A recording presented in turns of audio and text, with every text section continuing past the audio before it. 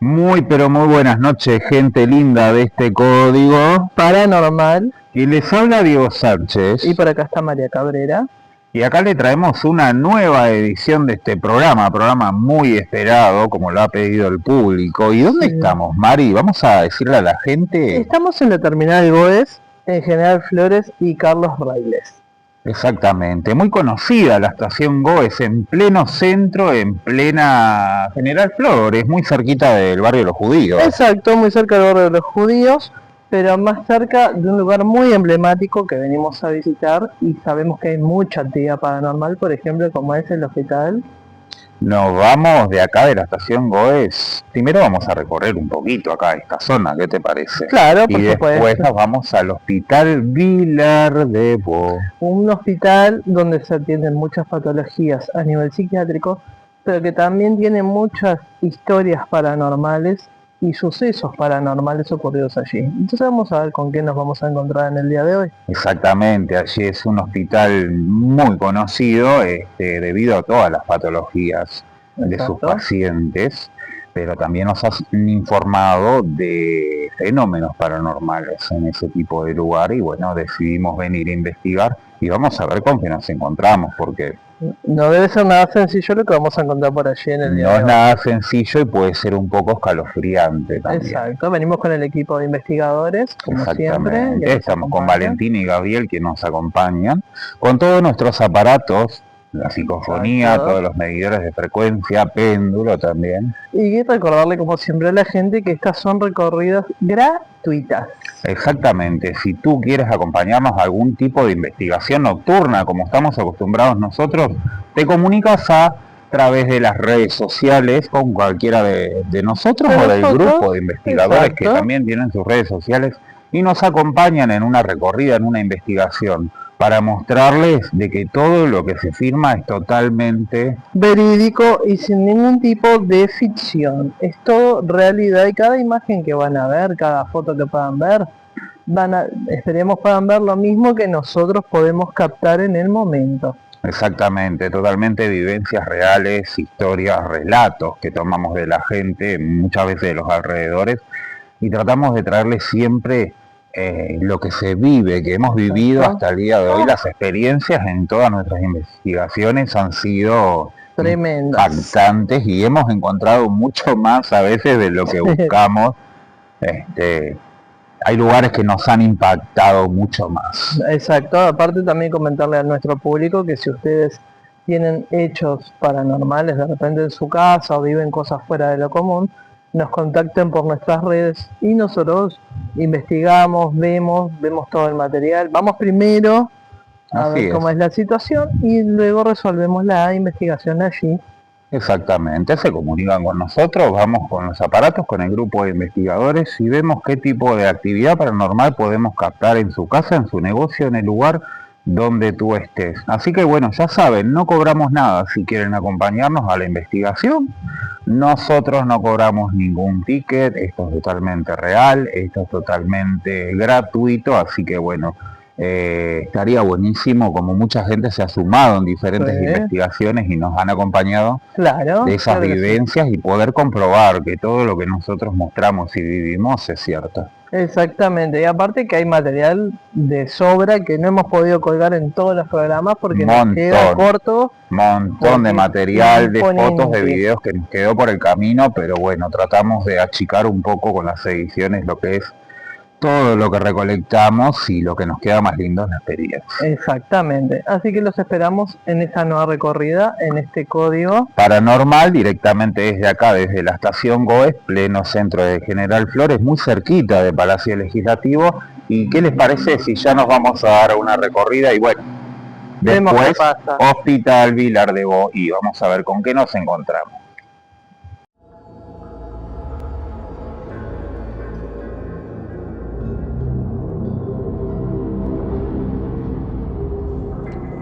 La histórica estación Goes en Montevideo, con más de 140 años de existencia como terminal de tranvías y ómnibus, ha sido escenario de diversas historias y leyendas urbanas relacionadas con fenómenos inusuales ruidos inexplicables y presencias, especialmente tras su cierre definitivo en los años 90 y posterior transformación. El lugar ha albergado desde depósitos hasta centros culturales, manteniendo una atmósfera cargada del pasado.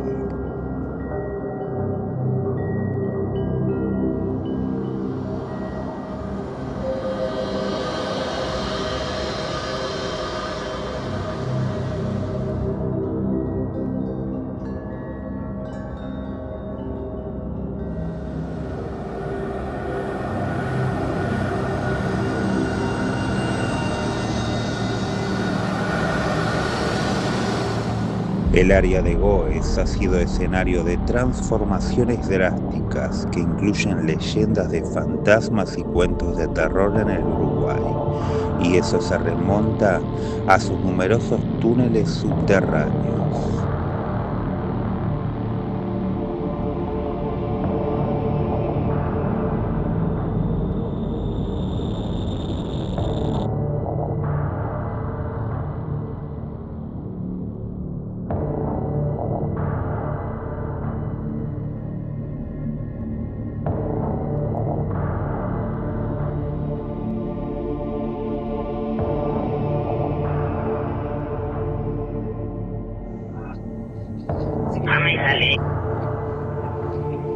Esa voz es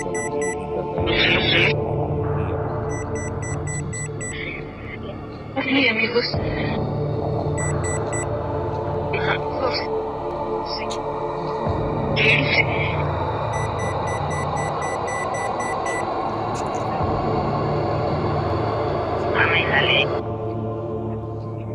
Esa voz es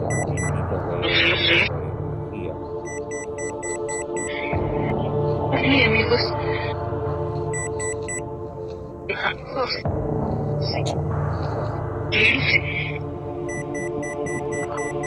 Código Paranormal. Tira cosas, que nos cierra las persianas. Mi hija ha sido poseída. El primer informe policial en el que se reconocen fenómenos paranormales. Vamos a ver con qué nos encontramos esta noche. En el salón estábamos todos, unos llorando, otros gritando. La casa del terror era mi casa y mi madre era el director de esa casa de terror. La verdaderamente que estaba muy alterada era la madre. Nunca vi una cosa como la que vi. Yo a día de hoy mantengo que en mi casa pasaban cosas. ¿Realmente fue real lo que vi? No tengo ninguna duda de que algo había. No fue nadie, no fue una persona. Eso te lo puedo asegurar. Algo que nos dejó todos helados, a mí creo que a todos.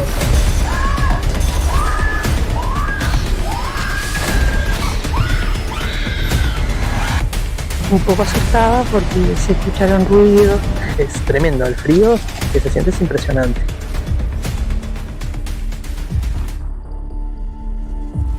Tú lo que necesitas es luz para poder trascender, ¿verdad?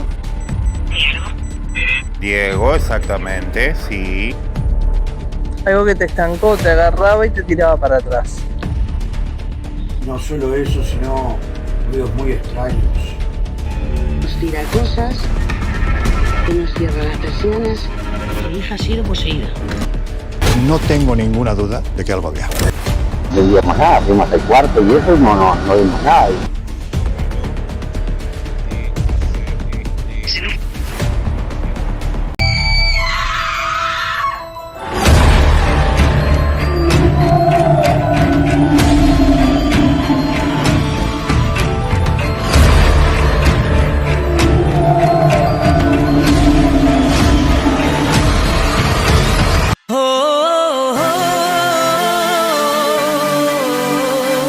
Hard in a bedroom.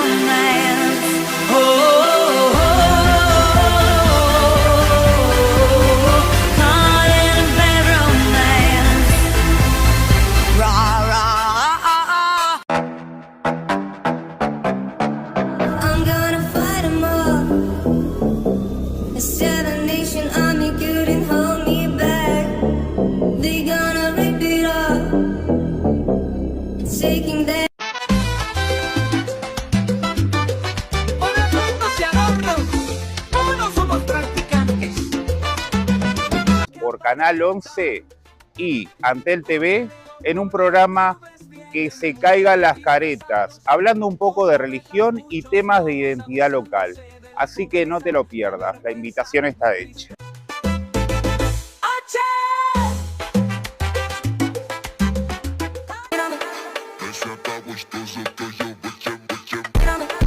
Mira, mira, mira, todo el mundo está mirando.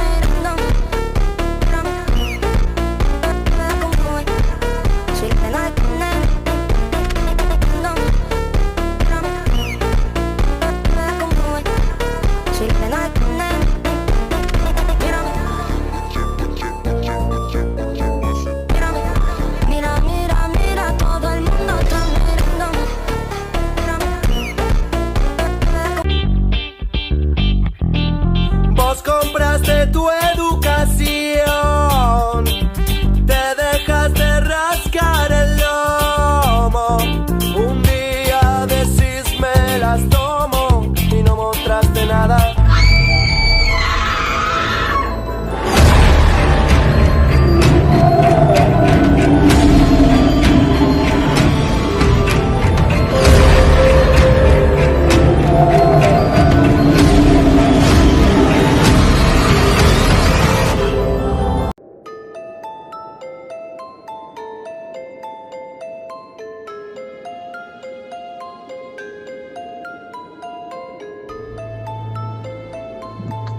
El Hospital Vilar de Bo fue inaugurado en el año 1880 en Montevideo, Uruguay. Tiene una rica historia como el principal hospital psiquiátrico del país, evolucionando de un manicomio nacional a una institución moderna, reflejando los cambios de la salud mental. Abrió sus puertas el 21 de mayo de dicho año, 1880, construido sobre la antigua quinta de la familia Vilar de Bo, heredada por Miguel Antonio Vilar de Bo, dice el artículo del municipio C de Montevideo.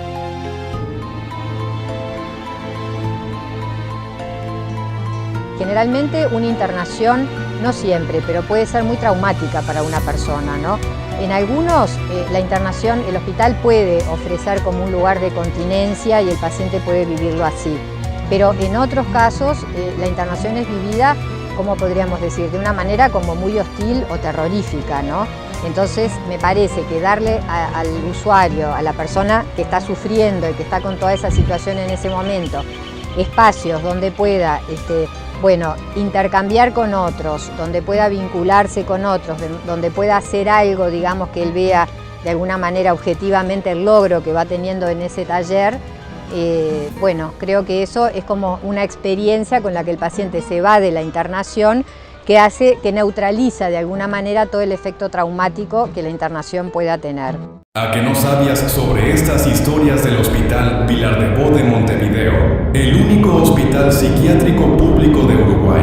Es un lugar envuelto en historias de fantasmas y fenómenos paranormales que han aterrorizado a pacientes, médicos y visitantes durante décadas. Este hospital, fundado en 1880, ha sido testigo de muchas tragedias y situaciones límite, lo que ha generado un ambiente cargado de energía inquietante y misteriosa. Trabajadores del hospital aseguran que han visto sombras vagando por los pasillos, especialmente en los sectores más antiguos y deteriorados del edificio, donde, según ellos, suelen aparecer las almas de pacientes que murieron en condiciones trágicas o después de largos periodos de sufrimiento. Uno de los relatos más conocidos es el de una figura espectral, conocida como la Mujer de Blanco. Este espíritu, según quienes la han visto, parece ser el de una antigua paciente que deambula silenciosamente por las noches en los pasillos desiertos del hospital. Algunos testigos afirman que su figura emana una tristeza profunda y que suele aparecer en las áreas de aislamiento, donde los pacientes en crisis graves pasaban largos periodos. Su presencia se manifiesta con un frío intenso en el ambiente, seguido de un susurro que apenas se puede distinguir, como si intentara comunicar algo, pero sin lograr que su mensaje se entienda. Otra historia que circula entre el personal médico es la de el hombre de la capa negra. Dicen que esta figura fantasmal aparece en las áreas de tratamiento, moviéndose de forma rápida entre las sombras, como si estuviera revisando cada sala y observando a quienes están presentes.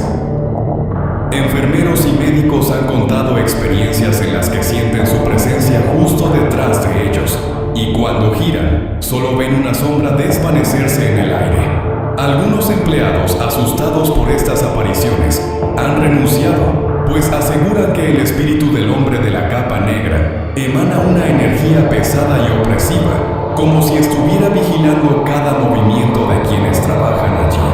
Finalmente, una de las historias más escalofriantes proviene de la morgue del hospital. Existen reportes de luces que se encienden y apagan solas, puertas que se cierran sin explicación y voces que resuenan en el silencio de la noche, llamando nombres de personas que ya no están allí. Los pocos trabajadores que se atreven a ingresar a la morgue en horas nocturnas aseguran que han visto sombras moverse y han escuchado susurros de pacientes fallecidos. Estos eventos han reforzado la creencia de que el Vilar de Bo es un lugar donde la vida y la muerte coexisten en un ambiente inquietante, donde las almas atormentadas parecen resistirse a abandonar este plano.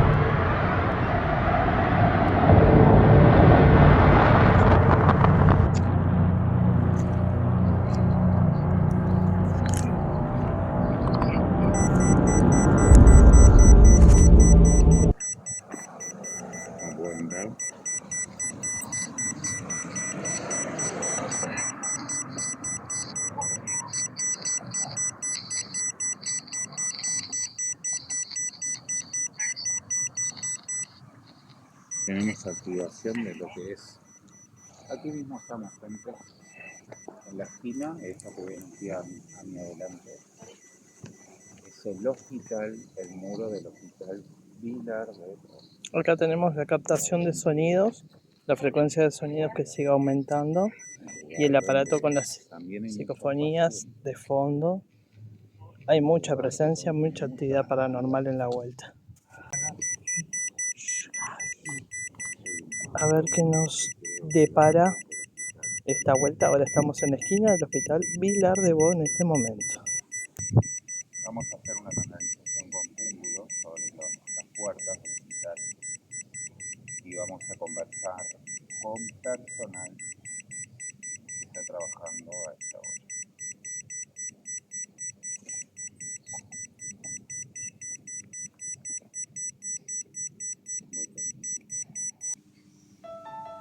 Conectamos con la energía del péndulo y vamos a preguntarle cuál es mi sí. El péndulo responde.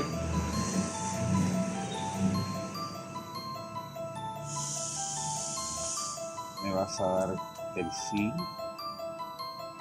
¿En qué dirección? Oscilación. Delante, atrás. Es un sí. Perfecto. Muy bien. ¿Hay algún tipo de actividad paranormal dentro de este lugar? Necesito que me lo muestres. Como podrán ver, la mano no se mueve, el péndulo vibra. La oscilación es cada vez más fuerte.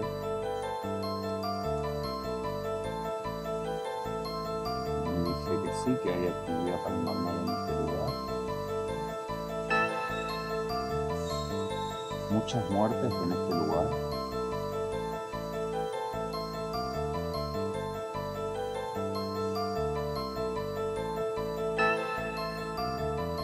La energía que existe aquí dentro de este hospital es una energía del bajo astral.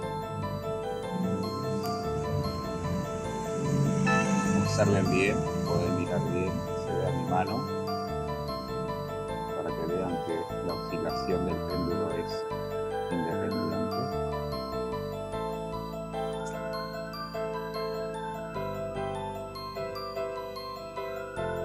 Hay una energía del bajo astral aquí dentro, muy pesada.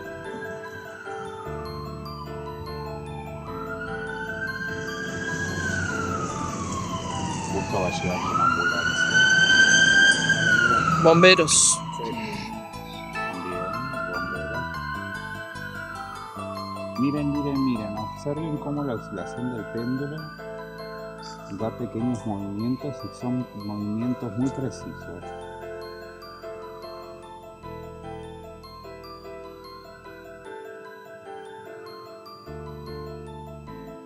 ¿Algún espíritu de este lugar, alguna energía, quiere comunicarse con nosotros?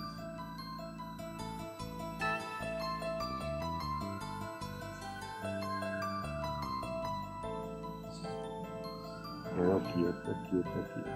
Ahí se quedó quieto. No responde. Quedó quieto. Muy bien, quedó quietito. Pero sí nos informó de que en este lugar existe actividad paranormal. Ahí se está moviendo de vuelta, mirá. Existe actividad paranormal en este lugar. Y me dice que es una energía muy pesada del bajo astral.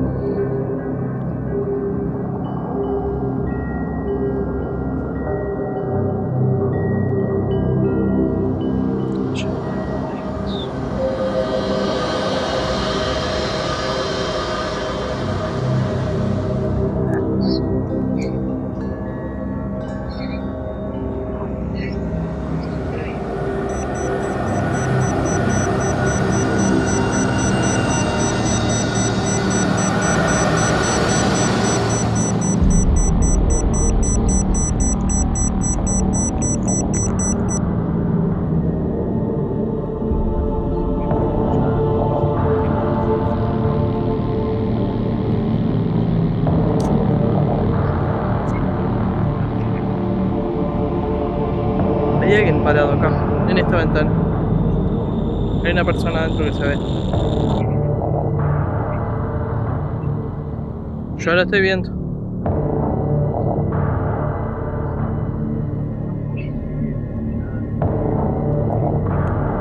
Ahora quedó fija.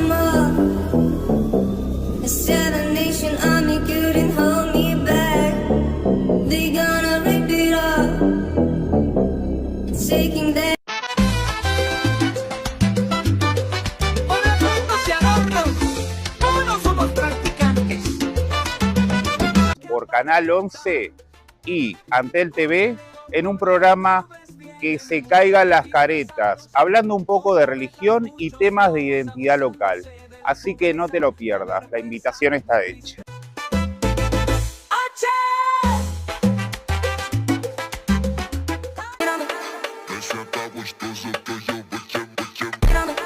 Mira, mira, mira, todo el mundo está mirando.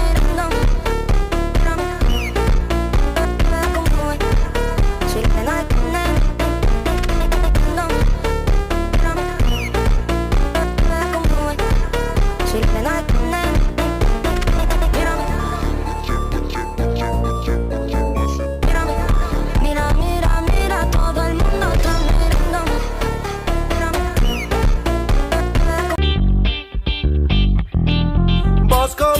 de tu educación, te dejaste rascar el lomo. Un día decís me las tomo y no mostraste nada.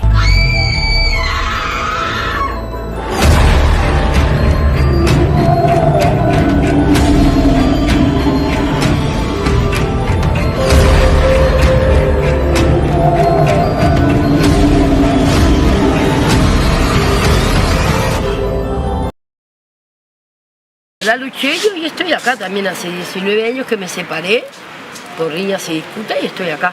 ¿Qué cosas hay que cambiar? Y acá dentro del hospital y las medidas invasivas que toman con nosotros, ¿no? Por ejemplo, los electroshocks, eso tendría que eliminarse. Encadenar a las personas a las camas, eso tendría que eliminarse. Que nos escuchen más, ¿no? Que nos escuchen más y bueno, que nos den más posibilidad de hablar, ¿no? Porque si te mandan cállese, cállese, cállese, ¿cómo te defendés? Para salir de una situación no te podés defender. Si te mandan a electroshock, es invasivo, y si te medican, te sobremedican, también son medidas invasivas. Digo, y encadenada en una cama, tampoco te vas a poder defender. Sí, todo eso se tendría que terminar. Sentí el comentario de que funcionaba una radio en el Hospital Vilar de Bo, me integré y por suerte tomé conciencia también de lo que me pasaba a mí como víctima de violencia de género y valorate, querete como mujer y dejé de ser víctima de violencia de género, me separé, gracias a Dios, bien separada, hoy por hoy hace 19 años. Somos más vulnerables, distintos más vulnerables, no distintas, somos iguales.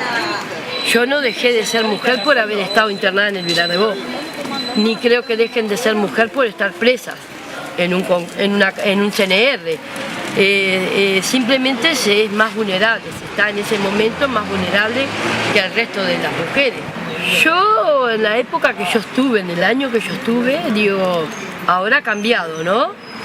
Pero, por ejemplo, no comía ni siquiera con cuchara. Teníamos que comer con la mano. A mi mamá no la dejaban pasar los cubiertos. A mi mamá me traía la comida y le sacaban los cubiertos. Tenía que comer con chancho con la mano. En aquella época. Hoy nos dan cuchara de plástico, pero nos dan. Digo, porque habían compañeras que se lastimaban con las cucharas de metal que había y bueno, no nos daban. Debido a eso se decía que es, pero bueno, está. Digo, no nos daban y no les dejaban a los familiares tampoco pasar. Revisaban a mi mamá cuando estuve procesada acá, por orden de juez, sacaban los cubiertos y nos dejaban pasar. Yo tenía que comer la comida como con la mano como los perros. Yo creo que ni los perros comen con la mano como comemos nosotros, pero está, como comí yo en aquella época. Nadie se merece estar acá. Digo, esto se tiene que cerrar acá y bueno, los penales, no sé, darles oportunidad a que estudien, que hagan algo. Digo, habría que haber en el CNR también que haya posibilidades de que se estudien, de que hagan algo para que cuando salgan tengan otra posibilidad para poder no reincidir en lo que se hace, ¿no? Digo, en mi caso no fue por reincidir en algo, sino que fue porque actué mal ese día, le pegué a esa chica, la agarré el pescuezo, pero está. Digo, muchas de las que están privadas de libertad han hecho cosas, o hurtos, otro tipo de cosas que están ahí, pero también tienen derecho a salir y a tener una vida digna, ¿no? Como mujeres que son. Yo sufrí violencia doméstica con un marido alcohólico crónico. Viví 15 años con él, me golpeaba, me pegaba, me maltrataba. Y le pegaba a mis 3 hijas. Yo tengo 4 hijas en total, pero tengo 3 hijas que tuve que tomar una decisión que me dolió en el alma, pero la tuve que tomar. Porque yo me separé de él y me vino una depresión tan grande y una amargura tan grande que me enfermé psiquiátricamente y me diagnosticaron trastorno borderline grave de personalidad al límite de la muerte. Esa es mi enfermedad. Y me la agarré porque él me golpeaba y me maltrataba y me hacía todo tipo de maltratos. Entonces, mis hijas, tengo 3 hijas, una de 21, una de 20 y una de 16. Él me las quiso quitar por la fuerza y con la ayuda de mi mamá, que mi mamá defiende a las mujeres a muerte, me dijo que fuera al juzgado y que pidiera no acercamiento de él hacia mis hijas. Y entonces tuve que optar por darle la mitad de la tenencia de mis hijas a mi mamá, para que él no las lastimara y no se quedara con ellas. Ahora tengo otra hija que tiene 5 años, que estuvo en el INAU y la recuperé.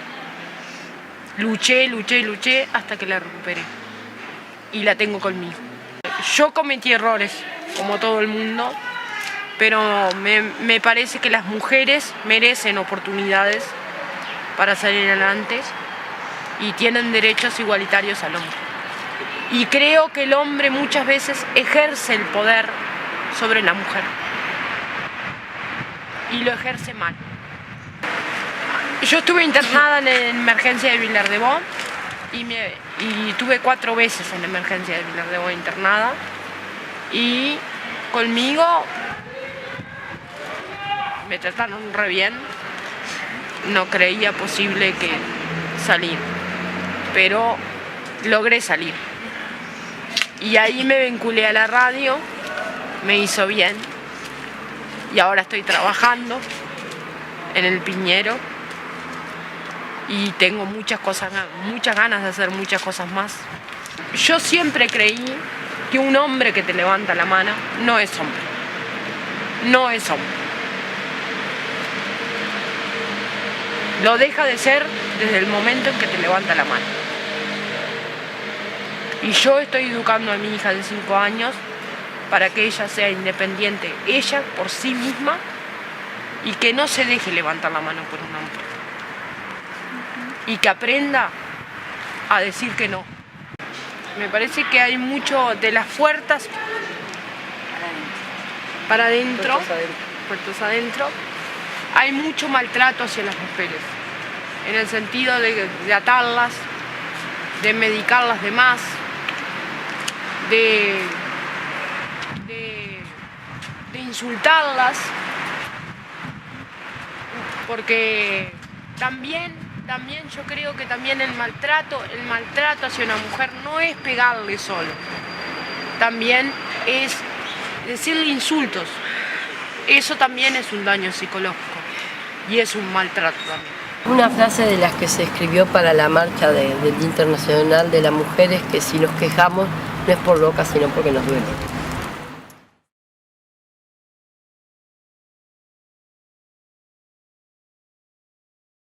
En las frías noches de invierno de 1939, cuando el viento uruguayo azotaba los muros del Hospital Vilar de Bo, los vecinos del barrio Buceo comenzaron a escuchar algo que helaría la sangre de cualquier mortal, gritos desesperados que emergían desde las profundidades de la tierra, como si los muertos hubieran despertado en sus tumbas.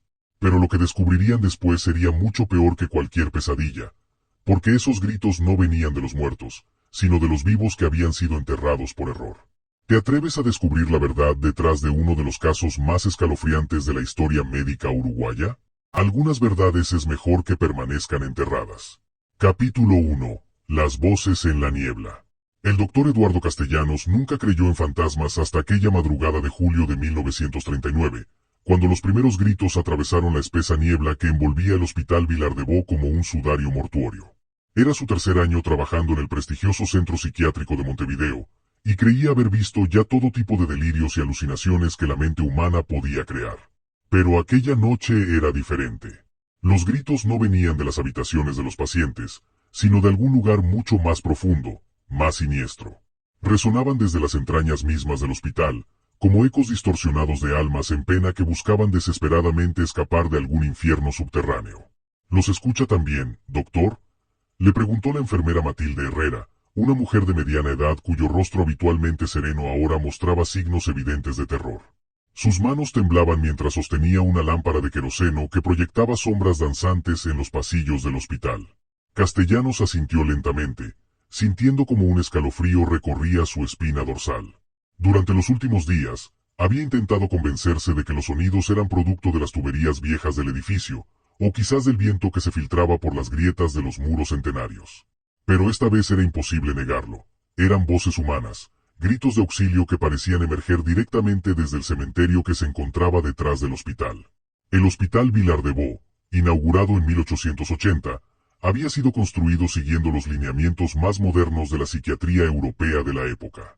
Sus amplios jardines, sus pabellones bien ventilados y su ubicación estratégica en las afueras de Montevideo lo habían convertido en un modelo a seguir para otros países de América Latina. Sin embargo, detrás de su fachada de progreso médico, se ocultaban secretos que harían temblar a cualquier persona cuerda. La institución albergaba a más de 1.500 pacientes, desde casos leves de neurosis hasta los más severos cuadros de demencia y esquizofrenia. El doctor Castellanos trabajaba principalmente en el pabellón de observación, donde llegaban los casos más complejos y misteriosos. Era allí donde había comenzado a notar patrones extraños en el comportamiento de ciertos pacientes. Algunos llegaban en estado catatónico, completamente inmóviles durante semanas, solo para despertar súbitamente en medio de la noche gritando sobre los que duermen despiertos o las cajas que respiran.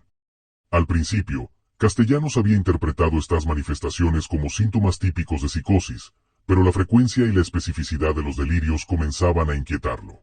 «Doctor, hay algo que debe ver», susurró la enfermera Herrera, guiándolo hacia una ventana que daba al jardín posterior del hospital. A través del cristal empañado por la humedad, se podía distinguir la silueta del pequeño cementerio donde eran enterrados los pacientes que morían sin familia que reclamara sus restos. En la penumbra de la madrugada, iluminado apenas por la débil luz de la luna, Castellanos pudo ver algo que le provocó náuseas, montículos de tierra removida, como si alguien hubiera estado excavando durante la noche. Y lo más perturbador de todo era que los gritos parecían intensificarse cada vez que el viento soplaba en dirección al cementerio. «¿Cuánto tiempo lleva escuchando esas voces?», preguntó Castellanos, tratando de mantener la Kempoucher profesional mientras su mente luchaba por encontrar una explicación racional. 3 semanas, doctor. Comenzó justo después de que trajeron a ese nuevo paciente, el que encontraron en el puerto. El que no ha dicho una sola palabra desde que llegó». La voz de la enfermera se quebró ligeramente al mencionar al misterioso paciente. Castellanos recordaba perfectamente el caso. Un hombre de aproximadamente 40 años, encontrado vagando por los muelles del puerto de Montevideo en estado de shock profundo. No llevaba documentación alguna, y su ropa estaba cubierta de tierra fresca, como si hubiera estado cavando, o hubiera salido de una tumba. Los gritos volvieron a resonar en la noche, esta vez más fuertes, más desesperados. Castellanos sintió que su sangre se helaba al reconocer algo familiar en esas voces. Eran las mismas inflexiones, los mismos timbres de voz que había escuchado en los delirios de sus pacientes durante las últimas semanas. «Enfermera Herrera», dijo con voz firme pero temblorosa, «prepara mi maletín médico y una lámpara más potente. Esta noche vamos a descubrir qué está sucediendo en ese cementerio». Sin saberlo, el doctor Castellanos acababa de tomar la decisión que cambiaría su vida para siempre, y que lo llevaría a descubrir uno de los secretos más oscuros en la historia de la medicina uruguaya. Capítulo 2. El paciente sin nombre. La habitación número 13 del pabellón de observación permanecía sumida en una penumbra perpetua, incluso durante las horas de mayor luminosidad del día. Era allí donde se encontraba el hombre sin nombre, el misterioso paciente que había llegado al Hospital Vilar de Bo 3 semanas atrás, cubierto de tierra y con la mirada perdida en algún punto indefinido del espacio. El doctor Castellanos se acercó lentamente a la cama donde yacía el paciente. Durante todo este tiempo, el hombre no había pronunciado una sola palabra, no había mostrado reacción alguna ante los estímulos externos, y apenas había ingerido los alimentos que le suministraban por vía oral. Sus ojos, de un azul descolorido que parecía reflejar el color de los cadáveres, permanecían abiertos pero sin vida, como ventanas hacia un alma que hubiera abandonado su cuerpo. «Buenos días», murmuró Castellanos, sabiendo que no obtendría respuesta. Había desarrollado la costumbre de hablarle al paciente todas las mañanas, con la esperanza de que algún día reaccionara. ¿Cómo ha pasado la noche? Por primera vez en 3 semanas, el hombre sin nombre movió lentamente la cabeza hacia el doctor. Sus labios, agrietados y secos como pergamino antiguo, se abrieron ligeramente, emitiendo un sonido que apenas era audible. Los Los que duermen, no duermen, susurró con una voz rasposa, como si hubiera pasado años sin ser utilizada. Ellos gritan pidiendo que lo saquen de las cajas negras. Castellanos sintió que el aire se volvía más denso alrededor de él. Eran las mismas palabras que había escuchado de otros pacientes, las mismas frases delirantes que había atribuido a alucinaciones psicóticas. Pero ahora, viniendo de este hombre misterioso, adquirían una dimensión completamente diferente. ¿Quiénes gritan?, preguntó el doctor, acercándose más a la cama. ¿De qué cajas habla? El paciente cerró los ojos con fuerza, como si estuviera tratando de bloquear imágenes terribles que se agolpaban en su mente. Su cuerpo comenzó a temblar violentamente, y de su garganta emergió un gemido gutural que hizo que a Castellanos se le erizaran todos los vellos del cuerpo. Los enterraron vivos, murmuró el hombre, abriendo súbitamente los ojos y clavando su mirada en el doctor. En el cementerio de atrás, los enterraron vivos. Yo los ayudé. Dios mío, yo los ayudé a hacerlo. Las palabras del paciente cayeron sobre Castellanos como un rayo. Durante su carrera médica, había escuchado historias sobre errores diagnósticos que llevaban a enterrar personas en estado de coma profundo o catalepsia, creyendo que habían muerto. Pero pensaba que esos casos pertenecían a épocas más primitivas de la medicina, no al siglo XX. ¿Cómo se llama usted?, preguntó Castellanos, tomando notas frenéticamente en su libreta. ¿Trabajaba aquí en el hospital? Emilio Vázquez, respondió el hombre con voz quebrada. Era el sepulturero del hospital. Durante 5 años enterré a los muertos, pero algunos no estaban muertos. Algunos respiraban tan despacio que parecían cadáveres. El doctor Mendoza nos decía que era normal, que era el proceso natural de la muerte en los enfermos mentales. El nombre del doctor Mendoza hizo que Castellanos sintiera un escalofrío. Había escuchado hablar de él en pasillos del hospital, un médico que había trabajado en Vilar de Bo durante los años 30, conocido por sus métodos poco ortodoxos y su obsesión con experimentos que rayaban en la barbarie. Oficialmente, había dejado el hospital 2 años atrás para mudarse a Europa, pero algunos rumores sugerían que había sido despedido por razones que la administración prefería mantener en secreto. ¿El doctor Mendoza les ordenaba enterrar pacientes vivos?, preguntó Castellanos, sintiendo como su voz se volvía más grave. Emilio Vázquez se incorporó lentamente en la cama, sus ojos ahora brillando con una lucidez aterradora. No eran órdenes directas, susurró. Mendoza tenía una teoría. Decía que algunos trastornos mentales eran tan profundos que el paciente entraba en un estado similar a la muerte. Los llamaba los durmientes eternos. Según él, era un acto de piedad enterrarlos antes de que despertaran a un sufrimiento infinito. Pero usted sabía que estaban vivos. Al principio no, respondió Vázquez, lágrimas comenzando a correr por sus mejillas curtidas. Pero después comencé a escuchar los rasguños dentro de los ataúdes. Los gemidos ahogados que salían de la tierra. Intenté decírselo a Mendoza, pero él me dijo que eran alucinaciones, que mi mente me estaba jugando trucos. ¿Cuántos?, preguntó Castellanos, aunque una parte de él no quería conocer la respuesta. No lo sé, tal vez 30, tal vez más. Durante 5 años, doctor. Durante 5 malditos años estuve enterrando gente viva, y cada noche escucho sus gritos pidiendo ayuda. El horror de la revelación impactó a Castellanos como una ola gigantesca. Si las palabras de Vázquez eran ciertas, el Hospital Vilar de Bo había sido escenario de uno de los crímenes médicos más atroces de la historia. Y lo peor de todo era que los gritos que había estado escuchando durante las últimas semanas podrían ser reales. Emilio, dijo Castellanos con voz firme, necesito que me ayude a encontrar esas tumbas. Necesito verificar si hay alguien que todavía esté con vida allí abajo. El exsepulturero lo miró con una expresión de terror absoluto. Doctor, hay cosas que es mejor dejar enterradas. Literalmente. Capítulo 3. Los expedientes ocultos.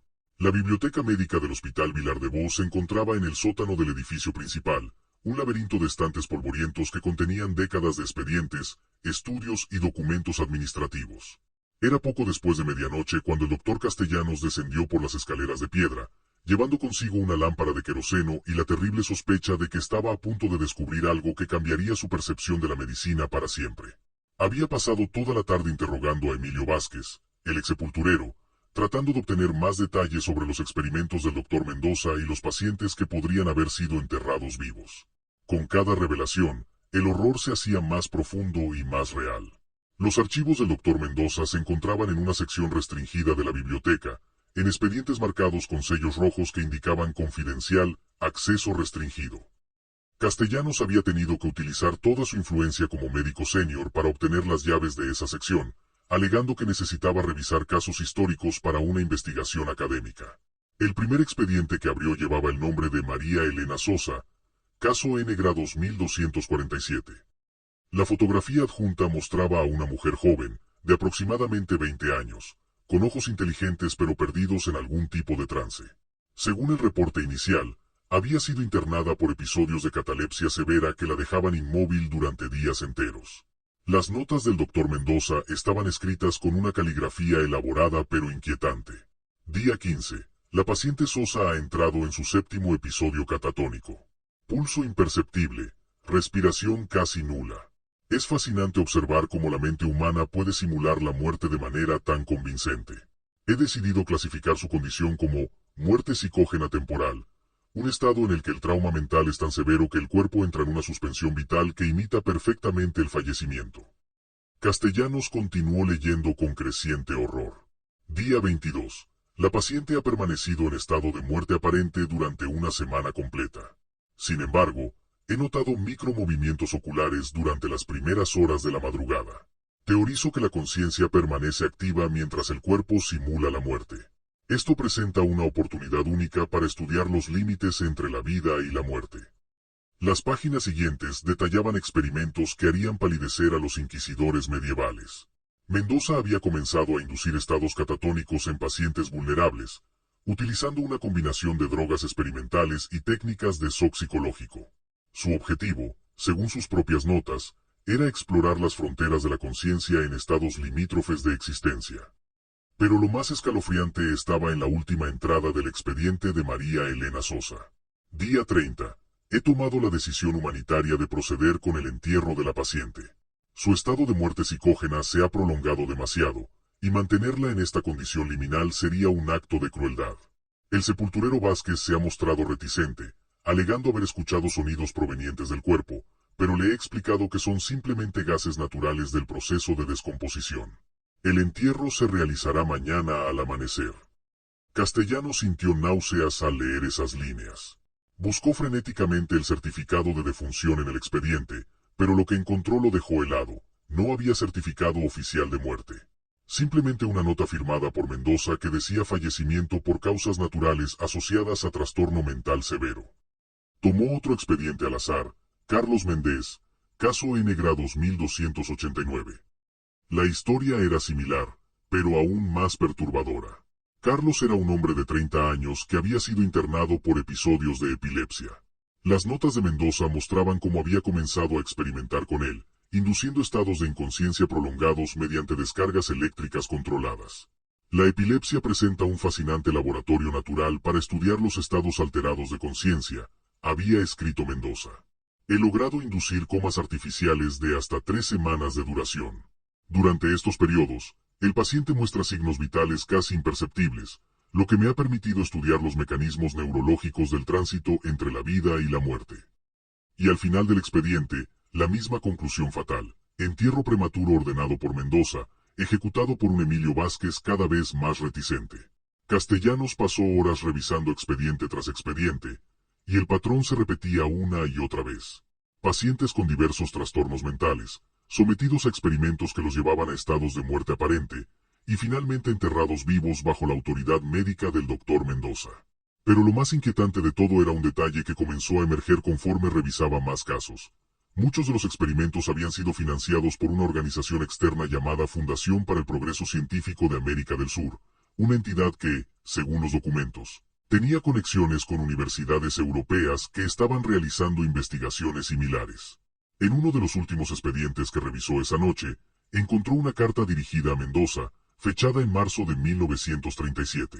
Estimado Dr. Mendoza, los resultados de sus experimentos con estados de muerte inducida han sido recibidos con gran interés por nuestros colegas en Berlín. Le autorizamos a proceder con la siguiente fase del proyecto, que incluye el estudio de la conciencia post-mortem. Los sujetos de prueba deberán ser mantenidos en condiciones controladas después del entierro para observar posibles manifestaciones de actividad neurológica residual.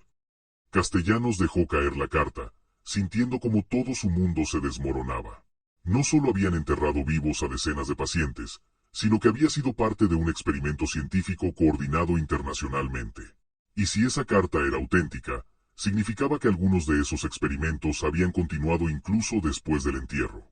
Los gritos que había estado escuchando durante las últimas semanas ya no parecían producto de su imaginación. Eran los lamentos de las víctimas de Mendoza, que quizás, increíblemente, todavía estuvieran con vida en sus tumbas subterráneas. Con manos temblorosas, Castellanos reunió todos los expedientes que pudo cargar y se dirigió hacia la salida del sótano. Tenía que encontrar esas tumbas, y tenía que hacerlo antes de que fuera demasiado tarde para quienes pudieran estar todavía luchando por sobrevivir en la oscuridad de sus ataúdes. Capítulo 4. La excavación nocturna.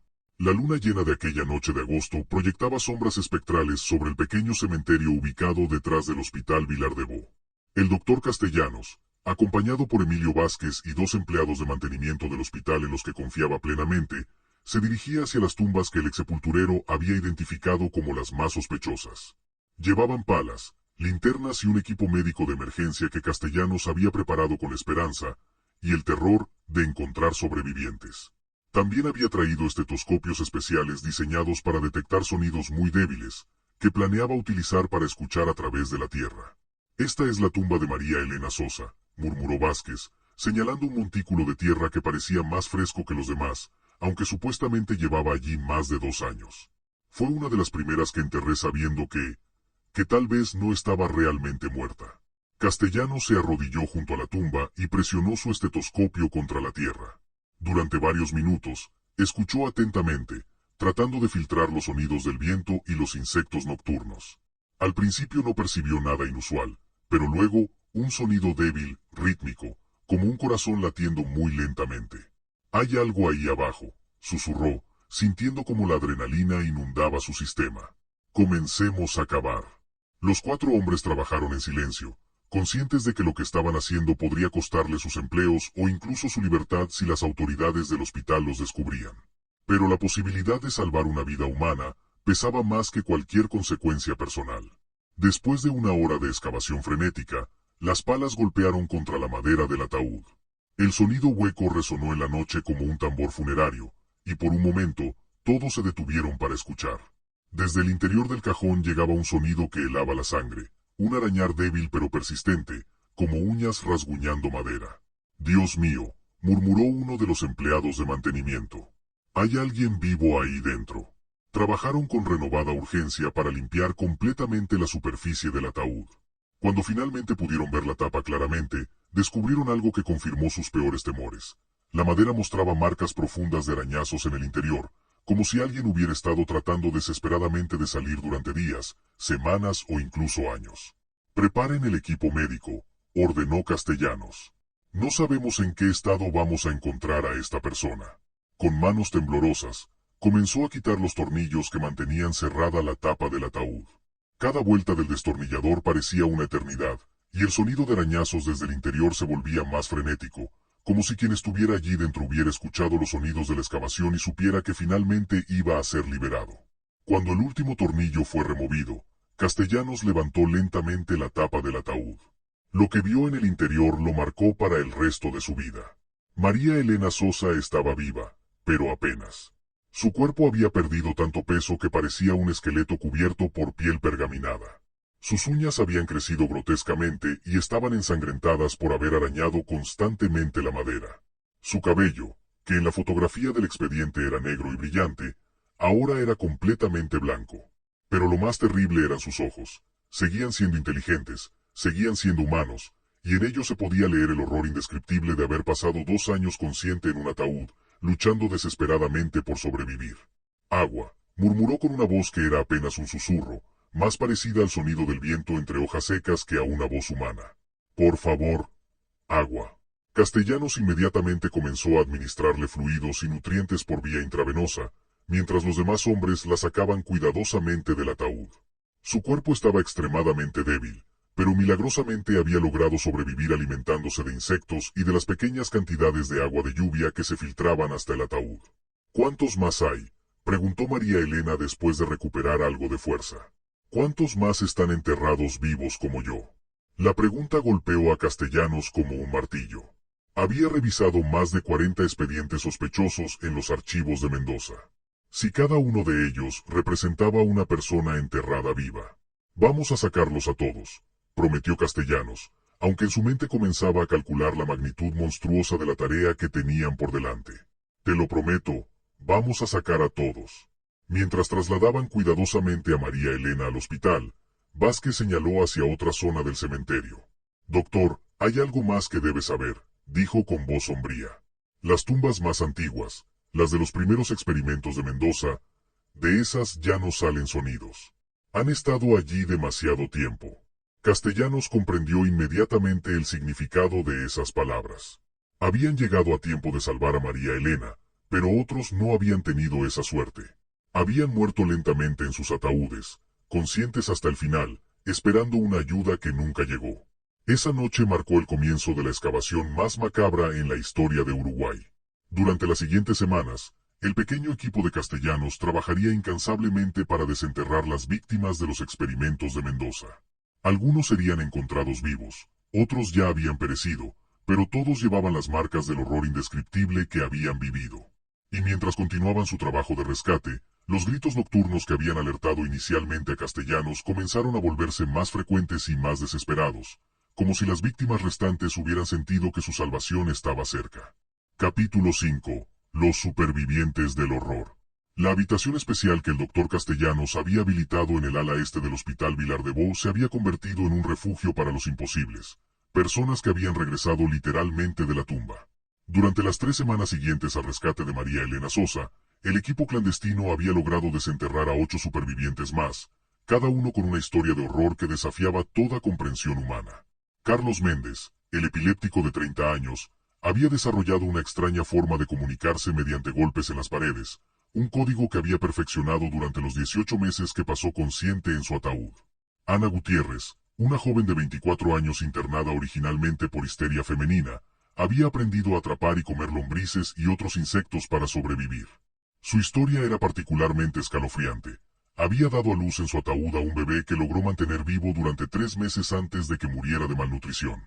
Pero quizás el caso más perturbador era el de Fernando Ramos, un hombre de 45 años que había sido enterrado hacía solo 6 meses. A diferencia de los demás, Fernando no solo había sobrevivido físicamente, sino que había desarrollado una capacidad aparentemente sobrenatural para comunicarse con otros enterrados vivos a través de algún método que él mismo no podía explicar completamente.